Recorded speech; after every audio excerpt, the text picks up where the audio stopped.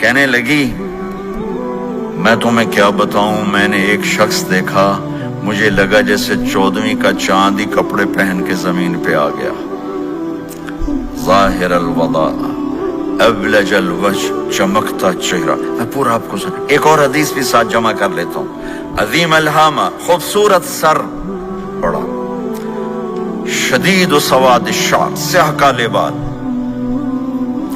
عظیم الہامہ، سر خوبصورت گولائی میں،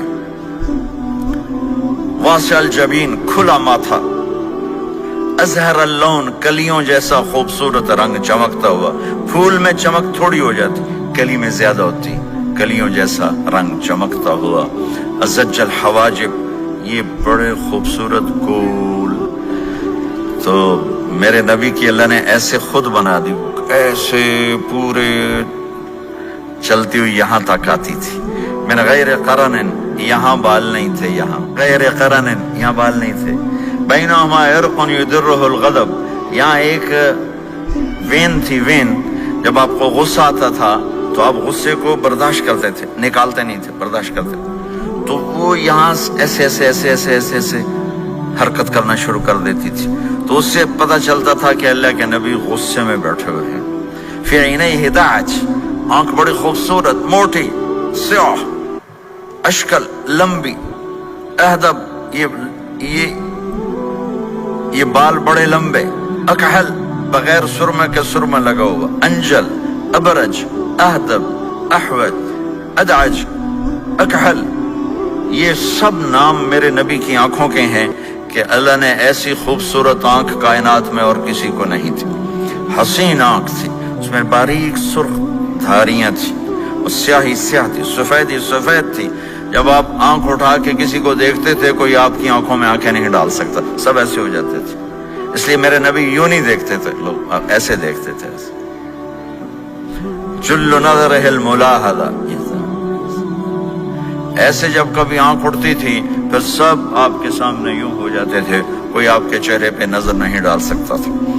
فی اشفارہ وطف، خوبصورت خوبصورت بال، اخن العرنین، ناک تھوڑا سا یہاں سے اٹھا ہوا، یہاں سے باریک، لہو نور یعلوہ، یہاں نور نظر آتا تھا، سے چمکتا ہوا چمکتا ہوا۔ ضلیع الفم، ہونٹ بڑے خوبصورت، کھلے ہوئے کھلے ہوئے اور چوڑے منہ کے ساتھ۔ اشنب براق الثنایا، مفلج الاسنان، دانت ایسے گودائی میں خوبصورت چمکتے ہوئے، جب کبھی آپ مسکراتے آپ کے دانتوں کا نور دیواروں پہ پڑتا ہوا نظر آیا کرتا تھا۔ ایسے حسین دانت تھے ہمارے نبی کے کہ دانتوں سے نور نکل کے دیواروں پہ پڑتا ہوا نظر آتا تھا۔ یہ 4 دانتوں میں تھوڑا فاصلہ تھا، باریک سا فاصلہ تھا، اس میں سے ایسے روشنیاں نکلتی تھی آپ کی مسکراہٹ کے دوران۔ سہل الخدین، یہ گال آپ کے نہ ایسے نیچے کہ کمزور ہوں، نہ ایسے ابھرے ہوئے کہ برے نظر آئیں۔ کف اللحیہ، داڑھی بڑی خوبصورت گھنی، نیم گھنگریالے، اور داڑھی میں سر میں 14 سفید بال تھے، اور ایک روایت میں 20 سفید بال تھے۔ اور کأن عنقہ جید دمیہ، اور آپ کی یہ گردن مبارک سراہی کی طرح لمبی اور خوبصورت گولائی میں، جیسے کسی نے گھڑ کے آپ کی گردن کو بنایا ہوا ہو۔ اور آواز میں جادو، فی صوتہ سحل، آواز میں جادو، آواز میں کشش، آواز میں گرفت۔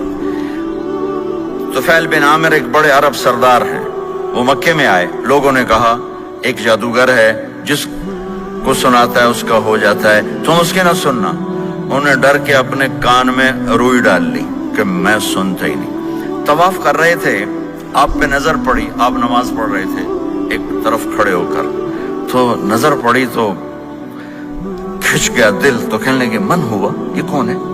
تو مکے والوں نے کہا ہوا یہ وہی جادوگر ہے۔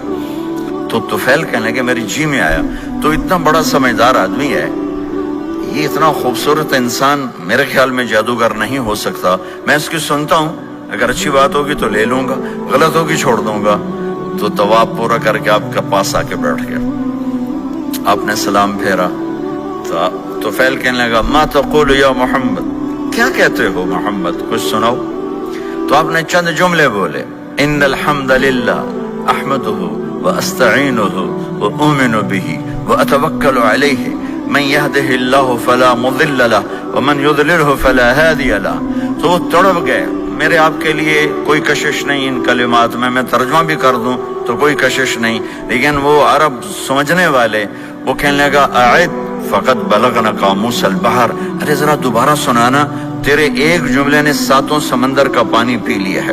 تو آپ نے دوبارہ سنایا ان الحمد للہ احمدہ واستعینہ واؤمن بہ واتوکل علیہ من یہدہ اللہ فلا مضل لہ ومن یضلل فلا ہادی لہ.